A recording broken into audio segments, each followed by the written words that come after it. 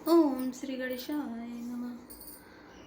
सिद्ध तपोधन जोगी जन रामा सुर किन्नर मुनि वृंद सिया रामा बसई तहाँ सुकृति सकल रामा सेवई से सुख कंद सिया रामा दीन दयाल विरत संभारे अरौनाथ मम संकट भारी। अर्थात सिद्ध तपस्वी योगीगण देवता किन्नर और मुनियों के समूह उस पर्वत पर रहते हैं। वे सब बड़े पुण्यात्मा हैं और आनंद कंद श्री महादेव जी की सेवा करते हैं। हरि हरि प्रमुख धर्म रति नाई ते नर तय सपने नहीं जाए ते गिरि पर बट बिटप विशाला नित नूतन सुंदर सब काला। अर्थात जो भगवान विष्णु और महादेव जी से विमुख हैं और जिनकी धर्म में प्रीति नहीं है, वे लोग स्वप्न में भी वहां नहीं जा सकते। उस पर्वत पर एक विशाल बरगद का पेड़ है जो नित्य नवीन और सब काल 6 ऋतुओं में सुंदर रहता है। त्रिविध समीर सुशीतली छाया से विश्राम में बिटप श्रुत गाया एक बार तही तर प्रो गयो तरु बिलोके और अति सुख भयो। अर्थात वहां तीनों प्रकार की शीतल मंद और सुगंध वायु बहती रहती है और उसकी छाया बड़ी ठंडी रहती है। वह शिव जी के विश्राम करने का वृक्ष है जिसे वेदों ने गाया है। एक बार प्रभु श्री शिव जी उस वृक्ष के नीचे गए और उसे देखकर उनके हृदय में बहुत आनंद हुआ। निज करडा सिनागिर पुछाला बैठे सजई शंभु कृपाला कुंद इंदु दर गौर शरीरा भुज प्रलंब परिधन मुनि चीरा। अर्थात अपने हाथ से बागंबर विचार कर कृपालु शिव जी स्वभाव से ही बिना किसी खास प्रयोजन के वहां बैठ गए। कुंद के पुष्प चंद्रमा और शंख के समान उनका गौर शरीर था। बड़ी लंबी भुजाएं थीं और वे मुनियों के से बलकल वस्त्र धारण किए हुए थे। तरुण अरुण अम्बुज समचरना नख दुति भगत हृदय तम हरना भुजग भूति भूषण त्रिपुरारी आनन शरद चंद छबिहारी। अर्थात उनके चरण नए पूर्ण रूप से खिले हुए लाल कमल के समान थे। नखों की ज्योति भक्तों के हृदय का अंधकार हरने वाली थी। सांप और भस्म ही उनके भूषण थे और उन त्रिपुरार सुर के शत्रु शिवजी का मुख शरद पूर्णिमा के चंद्रमा की शोभा को भी हरने वाला फीकी करने वाला था। जटा मुकुट सुर सरित सिर रामा लोचन नलिन विशाल सिया रामा नील कंठ लावण्य निधि रामा सोवाल विधुबाल सिया रामा दीन दयाल व्रत संभारी अरौनाथ मम संकट भारी। अर्थात उनके सिर पर जटाओं का मुकुट और गंगा जी शोभायमान थी। कमल के समान बड़े बड़े नेत्र थे जिनका नील कंठ था और वे सुंदरता के भंडार थे। उनके मस्तक पर द्वितीय का चंद्रमा शोभित था। बैठे सो काम रूप कैसे धरे शरीर शांत रसु जैसे पार्वती फल अवसरु जानी गई शंभु पई मातु भवानी। अर्थात कामदेव के शत्रु शिव जी वहां बैठे हुए ऐसे शोभित हो रहे हैं मानो शांत रस ही शरीर धारण किए बैठे हों। अच्छा मौका जानकर शिव पत्नी माता पार्वती जी उनके पास गई। जानी प्रिया आदरु अति कीना बाम बाग आसनु हर दीना बैठी शिव समीप हर साई पूर्व जन्म कथा चित आई। अर्थात अपनी प्यारी पत्नी जानकर शिव जी ने उनका बहुत आदर सत्कार किया और अपनी बाईं ओर बैठने के लिए आसन दिया। पार्वती जी प्रसन्न होकर शिव जी के पास बैठ गईं। उन्हें पिछले जन्म की कथा स्मरण हो आई। पति यह तो अधिक अनुमानी वैसे उमा बोली प्रिय बानी कथा जो सकल लोग हितकारी सोई पूछन जैसैल कुमारी। अर्थात स्वामी के हृदय में अपने ऊपर पहले की अपेक्षा अधिक प्रेम समझकर पार्वती जी हंसकर प्रिय वचन बोली। याज्ञवल्क्य जी कहते हैं कि जो कथा सब लोगों का हित करने वाली है उसे ही पार्वती जी पूछना चाहती हैं। विश्वनाथ ममनाथ पुरारी त्रिभुवन महिमा विदित तुम्हारी चर अरु अचर नाग नर देवा सकल करई पद पंकज सेवा। अर्थात पार्वती जी ने कहा, हे संसार के स्वामी, हे मेरे नाथ, हे त्रिपुरार सुर का वध करने वाले, आपकी महिमा तीनों लोकों में विख्यात है।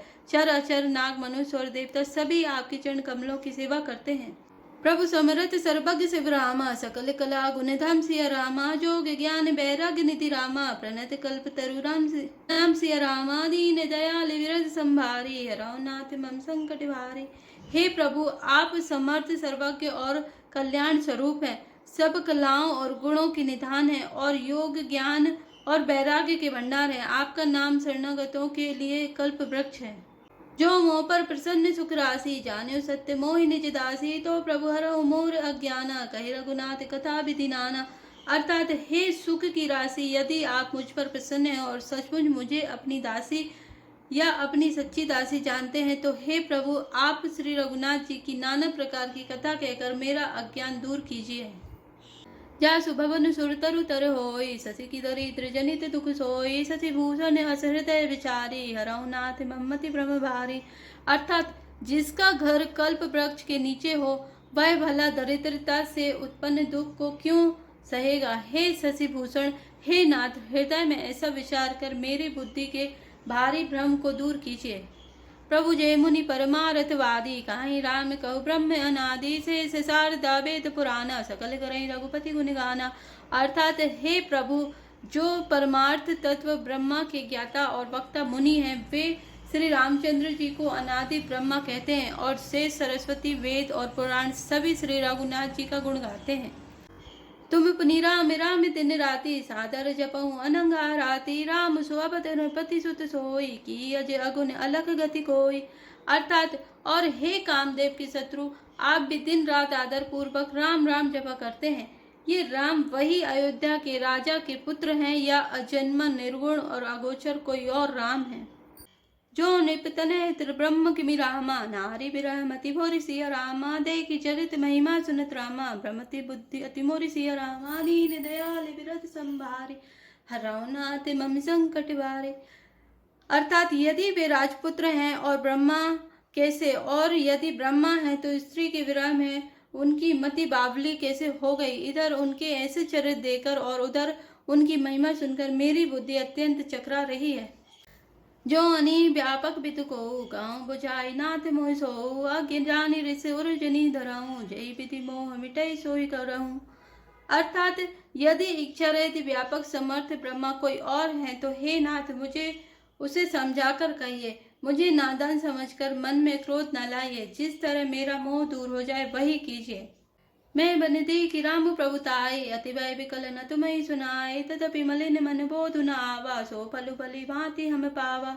अर्थात मैंने पिछले जन्म में वन में श्री रामचंद्र जी की प्रभुता देखी थी, परंतु अत्यंत भयभीत होने के कारण मैंने वह बात आपको सुनाई नहीं, तो भी मेरे मलिन मन को बोध न हुआ। उसका फल भी मैंने अच्छी तरह पा लिया। अजहु कछु संसौ मन मोरे, करऊँ कृपा विनबऊ कर जोरे, प्रभु तब मोहि बहु भांति प्रबोधा, नाथ समझो करऊँ जनि क्रोधा।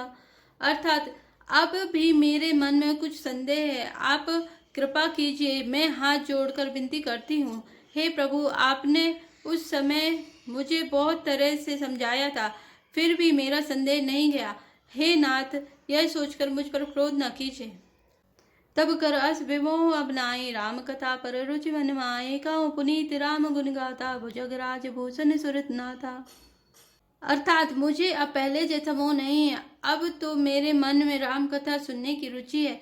हे शेष नागों को अलंकार रूप में धारण करने वाले देवताओं के नाथ, आप श्री रामचंद्र जी के गुणों की पवित्र कथा कहिए। बंधौ पद धरि धरन श्री रामा, विनय करऊँ कर जोरि सिया रामा, बरनऊ रघुबर विसज्ज सुरामा, श्रुति सिद्धांत निचोरि सिया रामा, दीन दयाल विरत संभारे, हरऊ नाथ मम संकट बारे।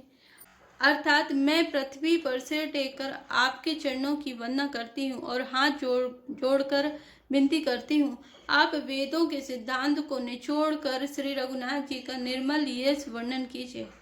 यद्यपि जो सीता नहीं अधिकारी, दासी मन क्रम बचन तुम्हारी, गूढ़ तत्व न साधु दुरावई, आरत अधिकारी जय पावई। अर्थात यद्यपि स्त्री होने के कारण मैं उसे सुनने की अधिकारिणी नहीं हूँ, तथापि मैं मन वचन और कर्म से आपकी दासी हूँ। संत लोग जहाँ आर्त अधिकारी पाते हैं, वहाँ गुण तत्व भी उससे नहीं छिपाते। अति आरती पूछो सुर राया, रघुपति कथा कहूँ करिधाया, प्रथम सुकारन कहूँ विचारी, निर्गुण ब्रह्म सगुण बपुधारी। अर्थात हे देवताओं के स्वामी, मैं बहुत ही आर्त भाव दीनता से पूछती हूँ, आप मुझ पर दया करके श्री रघुनाथ जी की कथा कहिए। पहले तो वह कारण विचार कर बतलाइए जिससे निर्गुण ब्रह्म सगुण रूप धारण करता है। पुनि प्रभु कहूँ राम अवतारा, बाल चरित पुनि कहूँ उदारा, कहूँ जटा जानकी विवाहे, राज तजा सोधु सनिकाहे। अर्थात फिर हे प्रभु श्री रामचंद्र जी के अवतार जन्म की कथा कहिए तथा उनका उदार बाल चरित्र कहिए। फिर जिस प्रकार उन्होंने श्री जानकी जी से विवाह किया वह कथा कही, और फिर वह बतलाया कि उन्होंने जो राज्य छोड़ा सो किस दोष से। मन बसी कीन चरित अपारा, कहूँ नाथ चिमिरा बन मारा, राज बैठ कीनी बहुलीला, सकल कहूँ शंकर सुखशीला।